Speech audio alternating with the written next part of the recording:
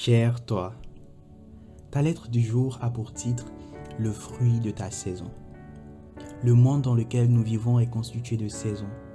Suivant notre position géographique, on peut avoir l'hiver, l'été, le printemps et l'automne, ou plutôt la saison sèche et la saison pluvieuse.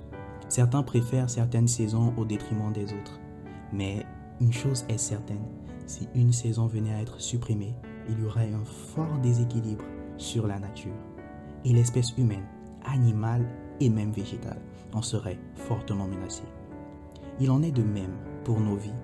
Elle est constituée de saisons, les unes plus abordables que les autres, mais chacune ayant un but bien précis dans nos vies.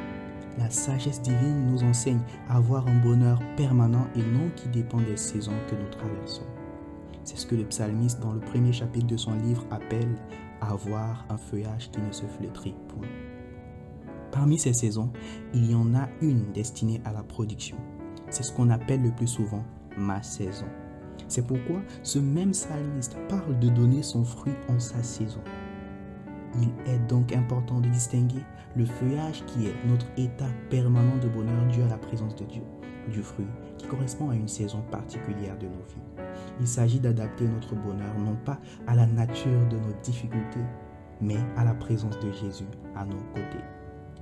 Ne pas surtout oublier que la tempête n'est pas le signe que Christ ne partage pas notre barque.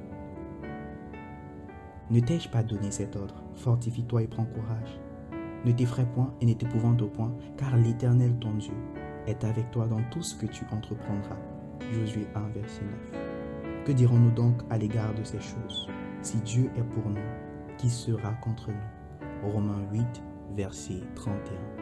Que Dieu te bénisse abondamment.